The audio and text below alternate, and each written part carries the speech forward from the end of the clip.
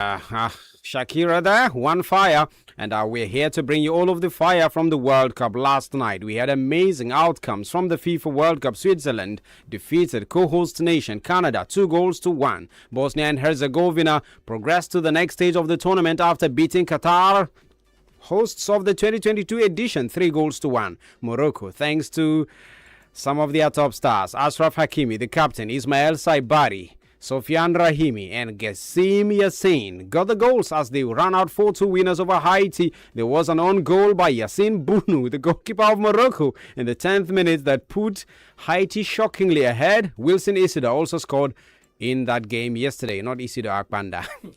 But then, very, very interesting games we saw last night. South Africa, yes. We spoke about them. 1-0 win over South Korea after match day 1. Many tipped them to get knocked out of the tournament, but they said, we are resilient. We can fight back. The spirit of Bafana is alive. And here they are, through to the round of 32, thanks to that 1-0 win over South Korea last night, with Tapelo Maseko scoring the only goal. Well, this morning in Nigeria, but last night in the Americas. Mexico defeated Czechia by 3-0. Also, huge win for them to progress to the next stage of the tournament as group winners. Goals scored by Mateo Chavez. There was also Julian Quinones who scored their first goal at this tournament. Alvaro Fidalgo also on target as Mexico ran out 3-0 winners over Czechia. Lionel, very, very interesting results from last night. Particularly South Africa, the social media space has been agog with fights and counter-fights, attacks and counter-attacks. They've got us talking, but then what a result for South Africa. What a moment for them. Through to the round of 32 for the very first time. Nigerians never rest for a while now. When Ghana had the draw against England, they had jibes on Nigerians and also South Africa from yesterday. But I think it's some big wins for Africa. But let's start from the first games we had. I think Canada, they didn't like the results from yesterday. You could see the disappointment from the coach of the side, Jesse March, alongside his players. They were fighting for late goals, maybe to get an equalizer, which would have been enough for them to stay in Canada. Canada has 2 stadia at this FIFA World Cup.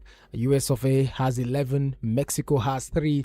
So Canada's group winner plays still in Vancouver, Toronto, but then they need to travel to Los Angeles, which will seem like a neutral ground for them, but we know their fans can make their way to the ground. Vargas and Mazambi were on the bench in the previous game for Switzerland, but then they were started in this particular game, and they had great game. Mazambi for one, I mean, that youngster has been doing great for Switzerland. He stayed on the bench for the first 2 games, but now he's a starter. 3 goals thus far for him, and he'll be looking maybe to start as well in the round of 32.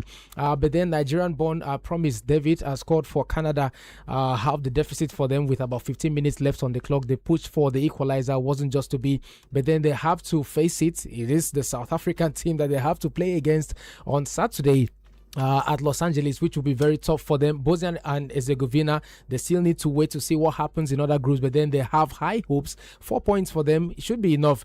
Talking about the African teams, I mean, it was some very big wins for them. Morocco, for one, was expected, but then Yassin Bono, quite an unfortunate own goal. A striker for Haiti tried to score, but then he miskicked the ball. Somehow he hit Bono at the back and went into the net. Ashraf Hakimi responded with some minutes left, to the end of the first half. And immediately, I think after just 2 minutes, Wilson Isidore, what a strike it was from the Sunderland man from about 25 yards, and Yassin Bono could do nothing about it. Saibari, once again on the score sheet, becoming the first African to score 3 consecutive games at the World Cup. Yeah. And then Morocco somehow saw the game 12 minutes from time.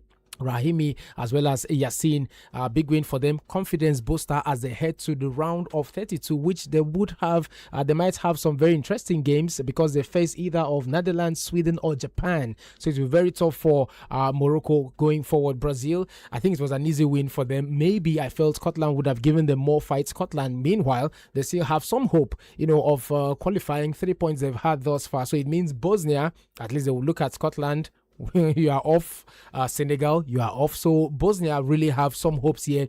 Vinicius Junior, I think he's been somehow unplayable at the FIFA World Cup, somehow level-headed. Somehow many are not talking about Vinicius Junior much. I mean, the whole talk is about Lionel Messi, Kylian Mbappe, Erling Braut Haaland, and now Cristiano Ronaldo. But Vinicius Junior has scored 4 goals thus far in every game for the Brazilian national team, and is the one carrying them. But before the World Cup, many would have felt it would be Rafinha carrying the Brazilian national team, but it's been Vinicius Junior and Matheus Cunha as well, who didn't start the first game, came in the second game, and he's gotten 3 goals thus far for the Brazilian national team. So I think the Brazilian team not too strong, but then maybe they want to take it game by game. Neymar Junior returned yesterday for the first time since 2023. He played for the Brazilian national team. He was in tears yesterday.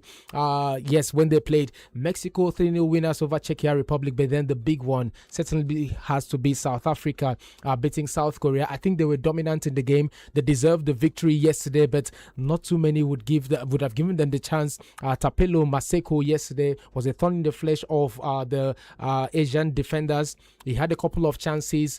The goal he scored, he had that chance before then, but he couldn't just score. He was blocked. But in the 63rd minute, they broke from the left, played the ball to Maseko, who made sure he beat the goalkeeper for Korea Republic there. And for the Koreans, very disappointing after winning their first game against Czech Republic. I think I included, I felt Korea could go on to top the group, but then they lost to Mexico. We felt it was a blip, and they lost again by the same scoreline to South Africa, which was a very big win for the Bafana of South Africa. In 1998, when they made their first ever appearance at the FIFA World Cup, they lost out in the group stage, embarrassing defeats to Denmark. I think France was in that group as well. They lost out to these teams. 3-0 it was against France. The first time they tried to qualify was in 1994. They went on 2002. They qualified once again for the FIFA World Cup, couldn't win a game. They won their first game in 2010, but it wasn't enough, 4 points.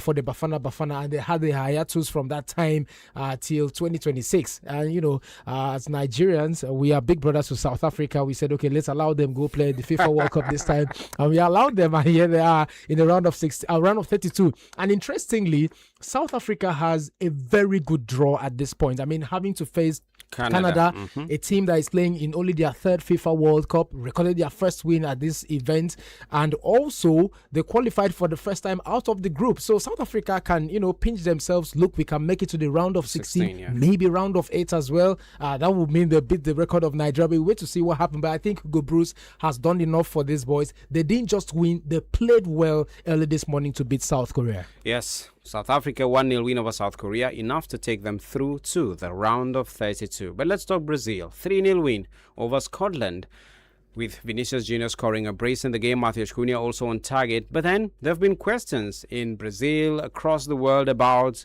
how well they play. But Carlo Ancelotti is adamant. He says, as a manager, you are judged by wins, not by how you play well. You can play well and lose, but then when you win, you play well. That's the definition of playing well. Let's hear from Carlo Ancelotti, the manager of the Brazilian national team. It is not to play well. We know that playing well is easier to win, but the goal is to win. There is no other. The manager is only judged if he wins or don't win. Doesn't matter if we play well football. If we win the World Cup, we played well. If we don't win the World Cup, we played really bad. I understand really well this, but I am satisfied because the team is improving. As Ancelotti is satisfied that the team is improving. Lionel, let's move on from the results from last night and early this morning. Let's talk about the fixtures coming through tonight. Côte d'Ivoire have a big chance. They can make it to the round of 32 for the first time, making it to the knockout phase of the tournament. They've made appearances 2006, I think 2010, 2014. They've not been to the tournament since then until now. But then here they are on the cusp of history. If they can beat Curacao tonight by 9 p.m. same time, Ecuador will take on Germany. For Côte d'Ivoire, even a draw might just be enough for them to make it to the next phase of the tournament. But then a win will do them a lot of good to ensure that they finish second in the group. Germany are already top of that group and have qualified for the next phase. There's Tunisia against the Netherlands by midnight. Japan, Sweden, same time. We have got Turkey against the United States of America by 3 a.m. and Paraguay against Australia 3 a.m. as well. Your take on this, especially focusing on Cote d'Ivoire. Can they make history tonight? Yeah, they can. I mean, when you have 3 points after playing against Germany and Ecuador, I think the Ivorians will be pinching themselves and knowing, look, this is our chance. Playing against Curacao, a nation that has barely 100,000 persons, as the population of the country, and they scored their first goal at the FIFA World Cup after Germany had gone ahead in that opening encounter. Look at the way they celebrated. They were still happy, but then Curacao interestingly drew against Ecuador. Not too many would have given them the chance, but Ecuador praised them all through the game and tried to get a winner in that game. I think Cote d'Ivoire should be very careful.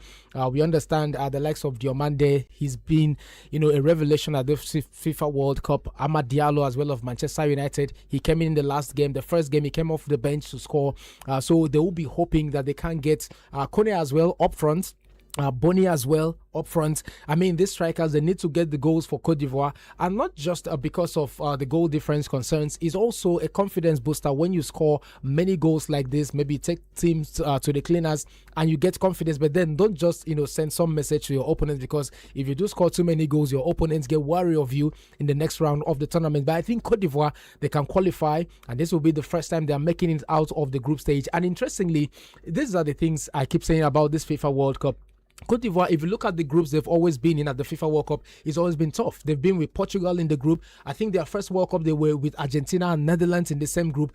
And it won't be too easy for you to qualify from such a group. But now, at this tournament, you can have, at least maybe... one weak team. 2 weak teams. Yeah, I mean, possible. we've seen in Group B, for instance, Switzerland are the strongest team at the FIFA World Cup group. So that's the good part about this. So you have the likes of Curacao, Ecuador, you can say an average team, or at the level with Cote d'Ivoire. So that's the good part about this. And that is why we feel many African countries, will just qualify for the next round. USA against Turkey, dead rubber game. US of A, they've topped the group already. Turkey as well. They're sure of, are returning back home. So, it's just a game. I want to see what the US will put up to the pitch. Mauricio Pochettino has done greatly for this side. I mean, this is one of the teams I've been longing to watch. Every time they play, I want to watch the US of A play, because they play a very interesting brand of football. Let's just wait to see what happens. Then Tunisia against Netherlands. I don't know what will happen tonight, but then I think Ronald Koeman's team will be too much for the Carthage Eagles. Very quickly, Morocco now. 26 goals scored at the World Cup in 26 appearances, the most number of goals by an African nation. Also, 7 wins, the highest by an African nation. Nigeria was the closest on 6 before this game. Yes. Ghana is on 6 as well. On 6 as well. They've broken that record. Can we safely say that Morocco is Africa's best team at the World Cup at this point? Very safe to say that. I mean, when you look at the record, they've played to the semi-final at the last edition. No African country has ever done that. We had Cameroon in 1990, getting all the way to the quarterfinals. We had Senegal in 2002. We had Ghana in 2010, very close to the semi-final, if not for that Luis Suarez handball. And Asamoah Gyan having to miss, because when you talk about Luis Suarez, he was sent off, a penalty given, and Asamoah Gyan couldn't convert. Morocco have been at the FIFA World Cup just like every other Northern African country, the likes of Egypt, Tunisia, having some very unforgettable performances at the FIFA World Cup in 1970, 1986, 1994, 1998, 2018. They had only qualified once out of the group stage, and that was just before the last edition. That was, I think, many years ago. I can't recall the edition it was, but then every other time they lost out in the group phase. But last time out, I mean, look at the teams they played against. They beat Belgium in the group stage. Many felt it was a fluke. They got to the round of 16, beat Spain after a goalless draw on penalty, and they beat Portugal a 0-0 before somehow, I don't know. They lost to France. They lost to France. I don't know if they were tired or something, but I knew something wasn't just working for them. And when you look at the records for the goals scored compared to Nigeria, they've played lesser number of games than Nigeria to have the number of wins, 7 wins. They've played more, rather? More? Yes. The Super Eagles have played 1 less. Or how many? The Moroccans have played more. More? Yes. 26 games, 26 goals. 26, and Nigeria are on 24? I think 23 or 23. so. Yes. So they've played more games And when you look at the ratio of goals, Nigeria seems to have a better ratio to the number of games. Anyway, I think we've been helped from the 90s, actually. Yes, that's when we had the golden generation. The golden generation, scoring goals for fun and all of that. But then I think Morocco, for me, I would say they are the greatest African team at the World Cup. Yeah. At the goal scorers charts, right now, is Lionel Messi on top. 5 goals so far this World Cup. There's Kylian Mbappe on 4. There's Vinicius Junior on 4. There's Harry Kane on 4, I think.